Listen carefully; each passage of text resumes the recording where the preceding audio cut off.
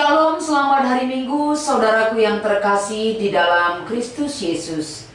Pertolongan Tuhan, penyertaan Tuhan di dalam kehidupan kita, sehingga dalam mempersiapkan merenungkan firman Tuhan yang akan kita layani adik-adik kita di ibadah KKR GBKP di minggu ini, Tuhan berikan hikmat kepada kita. Saudaraku, atas segala keinginan dan kerinduan kita, hidup kita dilawat dan dikuatkan, bahkan hikmat sorgawi yang Tuhan anugerahkan bagi kita dapat kita sampaikan di dalam pelayanan kita di hari Minggu ini dan dapat kita pahami dan renungkan di dalam kehidupan kita. Saudaraku, sebelumnya kita akan meminta pertolongan Tuhan di dalam doa kita bersatu. Terima kasih buat segala puji syukur kami kehadiran-Mu Tuhan. Kebaikan pertolongan Tuhan yang besar yang boleh kami terima, sehingga pada saat ini kami rindu untuk dapat mempersiapkan diri kami agar di dalam memahami, merenungkan dan melakukan firman Tuhan ada Roh Allah yang selalu menolong kami. Di dalam Kristus Yesus kami akan memulai renungan ini. Haleluya, amin. Saudaraku yang terkasih, sebagai bahan kita di ibadah Minggu tanggal 25 Mei 2025 yang menjadi invokasio ataupun ayat hafalan yaitu, tetapi aku berkata kepada kamu, kasihanilah musuhmu dan berdoalah bagi mereka yang menganiaya kamu. Matius 5 ayat 44. Dan yang menjadi bacaan remaja yaitu Filipi 1 ayat 3 sampai 11. Bahan Alkitab kita di minggu ini Yohanes pasal 17 ayat 20 sampai dengan ayat 26. Firman ini kami akan membacakan kepada kita sekalian. Dan bukan untuk mereka ini saja aku berdoa, tetapi juga untuk orang-orang yang percaya kepadaku oleh pemberitaan mereka, supaya mereka semua menjadi satu, sama seperti Engkau, ya Bapa, di dalam aku dan aku di dalam Engkau, agar mereka juga di dalam kita, supaya dunia percaya bahwa Engkaulah yang telah mengutus aku. Dan aku telah memberikan kepada mereka kemuliaan yang Engkau berikan kepadaku, supaya mereka menjadi satu, sama seperti kita adalah satu. Aku di dalam mereka dan Engkau di dalam aku, supaya mereka sempurna menjadi satu, agar dunia tahu bahwa Engkau yang telah mengutus aku dan bahwa Engkau mengasihi mereka, sama seperti Engkau mengasihi aku. Ya Bapa, aku mau supaya dimanapun aku berada, mereka juga berada bersama-sama dengan aku. Mereka juga telah Engkau berikan kepadaku, agar mereka memandang kemuliaanku yang telah Engkau berikan kepadaku, sebab Engkau telah mengasihi aku sebelum dunia dijadikan. Ya Bapa yang adil, memang dunia tidak mengenal Engkau, tetapi aku mengenal Engkau. Dan mereka ini tahu bahwa Engkaulah yang telah mengutus aku. Dan aku telah memberitahukan namamu kepada mereka, dan aku akan memberitahukannya, supaya kasih yang Engkau berikan kepadaku ada di dalam mereka dan aku di dalam mereka. Demikian pembacaan firman Tuhan di hari Minggu ini. Dan yang menjadi tema yang disampaikan kepada kita adalah mendoakan orang lain. Shalom saudaraku yang terkasih di dalam Kristus Yesus. Kalau kita berbicara tentang berdoa, ini adalah salah satu wujud identitas orang yang percaya kepada Tuhan. Kita sering berdoa, dan ketika kita berdoa tersebut bukan hanya kita mendoakan diri kita sendiri, bukan hanya keluarga kita, bukan hanya saudara-saudara kita, tapi justru kita sering mendoakan sahabat-sahabat kita, orang lain yang perlu kita dukung di dalam doa. Yang sering kita lakukan yaitu di doa syafaat kita. Pada hari ini, mengapa mesti kita harus mendoakan orang lain? Karena Yesus sudah menunjukkan sikap empatinya dan kepeduliannya mendoakan dan melakukan segala hal bukan hanya untuk kepentingannya, tapi di dalam dirinya yang sudah Tuhan anugerahkan sebagai wujud keselamatan bagi dunia. Misi Yesus datang ke dunia adalah membela semua orang-orang yang percaya kepadanya, menolong orang-orang yang percaya kepadanya, bahkan menjadi pendoa orang-orang yang percaya kepadanya untuk dia sampaikan kehadiran Sang Bapa yang mengutus dia. Kalau kita perhatikan Yohanes 17 ayat 20 sampai 26, secara umum kita melihat tentang doa Yesus untuk para murid-muridnya, juga untuk semua orang yang akan percaya melalui kesaksian mereka. Dalam hal ini saudaraku, beberapa poin penting di dalam doa ini. Kita akan melihat beberapa poin yang kami angkatkan. Isi doa Tuhan Yesus tentang murid-muridnya dan orang lain adalah yang pertama mengenai persatuan. Mengapa Yesus berdoa agar semua orang percaya menjadi satu seperti Dia dan Bapa di dalam persatuan dalam kasih?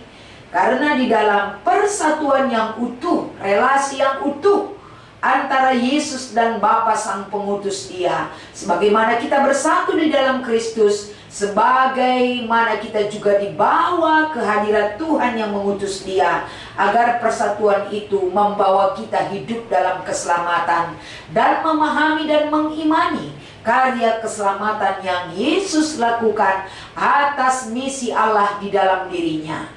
Yesus juga menyatakan di dalam perikop kita bahwa Dia juga selalu bersatu dengan Bapa yang mengutus Dia. Sebagaimana anak-anak Tuhan yang percaya kepada Yesus, sedemikian rupalah harapan Yesus. Kesatuan itu tetap tercipta dan terjalin secara menyeluruh dan utuh antara kehidupan orang percaya dalam pekerjaan besar Tuhan yang Dia nyatakan di dalam Kristus Yesus. Persatuan ini di dalam kasih, di dalam harapan, di dalam doa, di dalam persekutuan yang hidup bersama Tuhan. Yang kedua saudara-saudara, berbicara tentang kesaksian.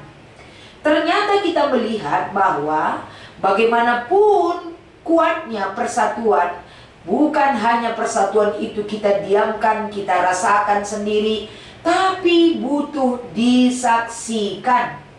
Persatuan itu dimaksud agar dunia percaya bahwa Yesus adalah utusan Bapa. Jadi mengimani apa yang kita saksikan itu, bahwa Yesus Kristus datang ke dunia ini sebagai missio Dei, ataupun misi Allah yang mengutus Kristus Yesus sebagai wujud dan bukti kasih Tuhan yang begitu besar bagi dunia ini.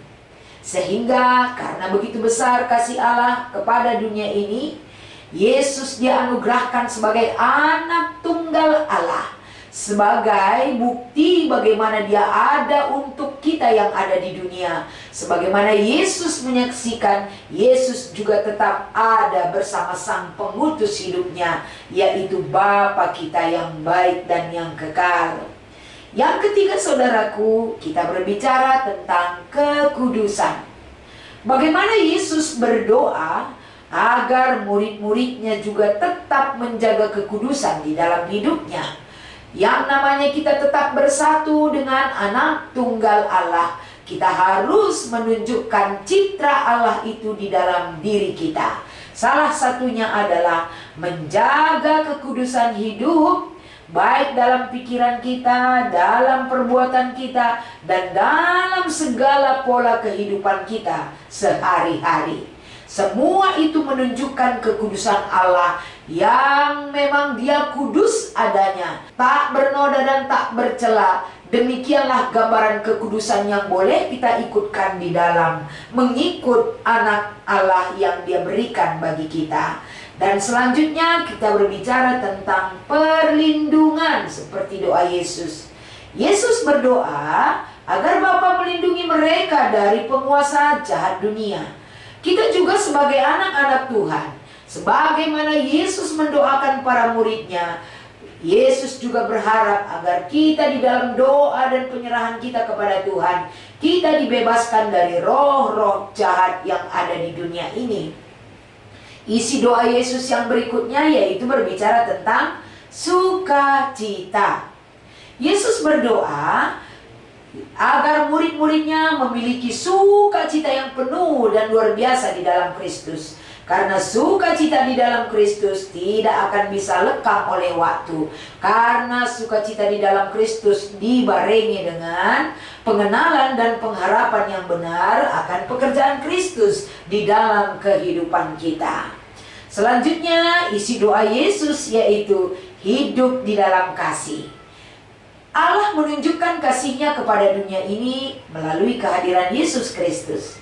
Kasih Tuhan itu sudah kita terima, saudaraku. Jadi tandanya kasih itu sudah kita miliki. Tuhan mau agar kita hidup dalam kasih. Itu adalah bagian doa Yesus agar murid-muridnya hidup di dalam kasih dan kehadiran Allah, dan agar dunia dapat melihat bahwa Bapa mengasihi mereka seperti Ia mengasihi Yesus Kristus, Sang Putra Allah tersebut. Dan selanjutnya, saudaraku, isi doa Yesus yaitu hidup yang kekal. Yesus berdoa agar mereka dapat menerima hidup kekal seperti yang telah diberikan Bapa kepadanya. Hidup kita bukan hanya di dunia, tapi kehidupan kekal sebagaimana Kristus Yesus sudah mempersiapkan tempat bagi kehidupan kekal kita. Agar misi Allah yang Yesus lakukan, di mana Yesus kelak berada, kita akan tetap selama-lamanya bersama Yesus Kristus di tempat yang kekal. Dan selanjutnya, saudaraku, berbicara tentang kemuliaan. Yesus berdoa agar mereka dapat mencapai kemuliaan sama seperti Yesus dimuliakan oleh Sang Pengutus Dia, yaitu Bapa di sorga.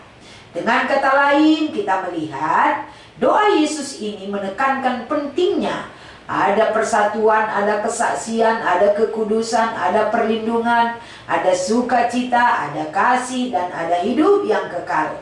Dan kemuliaan di dalam Kristus Yesus. Doa Yesus ini menunjukkan bahwa Yesus mendoakan kita tidak hanya bagi para muridnya saja, tapi juga gereja dan semua orang yang akan percaya kepadanya.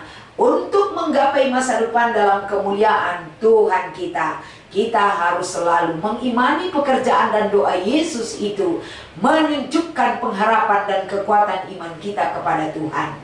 Kalau kita melihat lagi Matius 5 ayat 44 tadi, Yesus memberikan satu pengajaran. Bagaimana Yesus memberikan pengajaran itu bukan hanya mendoakan orang baik-baik saja, tapi berdoa bagi orang lain, yaitu termasuk musuh-musuh kita, termasuk orang yang menyakiti kita ataupun yang menganiaya kita. Luar biasa sekali perintah Yesus ini. Mungkin kalau kita tidak memiliki pengenalan yang baik tentang Yesus, mana mungkin ada orang mau mendoakan musuh-musuhnya. Tapi hidup di dalam Kristus, hidup kita sudah diperbaharui. Pemahaman kita, pemikiran kita sudah diperbaharui oleh Tuhan. Sehingga pembaharuan itu memberikan pengajaran baru bagi kita. Mendoakan orang lain termasuk yang menyakiti kita adalah bagian kehidupan orang yang percaya. Begitu juga di dalam bacaan remaja Filipi 1:3-11. Doa dan ucapan syukur Paulus bagi jemaat Filipi. Semua jemaat Filipi itu ketika Paulus menjalani kehidupan di dalam penjara, dia melihat bagaimana perkembangan iman orang-orang Filipi, dan itu menjadi sumber sukacita bagi Paulus. Dia mendoakan jemaat Filipi agar mereka bertumbuh di dalam iman, sehati sepikir, dan menjadikan Yesus Kristus jadi contoh teladan untuk mereka ikutkan dan imani di dalam hidupnya. Sesuai dengan tema mendoakan orang lain, bahwa adik-adik kita sebagai pelayan KKR, kakak dan abangnya juga sudah sering mendoakan orang lain, mendoakan adik-adik, adik-adik juga demikian adanya. Kalau kita mampu mendoakan orang yang menyakiti kita, upah kita besar yang sudah Tuhan persiapkan kepada kita. Tapi kalau kita hanya mendoakan orang-orang baik saja, apa yang Yesus katakan, apa upahmu? Karena orang jahat juga bisa mendoakan orang yang seperti yang kamu lakukan. Tapi ketika kita mau mendoakan orang lain yang menyakiti kita, yang menjadi musuh di dalam hidup kita, berarti kita merobohkan benteng permusuhan. Tidak ada lagi benteng permusuhan karena kita dengan tulus ikhlas mau berdoa bagi orang lain. Besar sekali kuasa orang percaya untuk dapat menerima kuasa doa di dalam Tuhan. Ayo adik-adik kita, apakah kita sudah berdoa bagi orang lain? Ayo kita evaluasi adik kita, dan mungkin minggu depan boleh kita evaluasi kembali siapa yang mereka doakan di dalam hidup mereka. Kiranya firman Tuhan yang menjadi renungan kita di hari Minggu ini membawa adik-adik kita menjadi pendoa syafaat bagi orang lain. Selamat melayani buat pelayan KKR. Tuhan Yesus memberkati kita bersatu di dalam doa. Kami bersyukur kepadamu Tuhan. Kebaikan pertolongan Tuhan yang besar menjadi kekuatan kami. Berkati seluruh pelayan KKR, berkati adik-adik kami yang mengikuti ibadah KKR juga, agar kami dapat mengenal Engkau lebih dalam lagi, lebih dahsyat lagi kuasa-Mu. Kami nyatakan di dalam hidup kami. Di dalam nama Yesus kami berdoa dan mengucap syukur kepadamu. Haleluya, amin.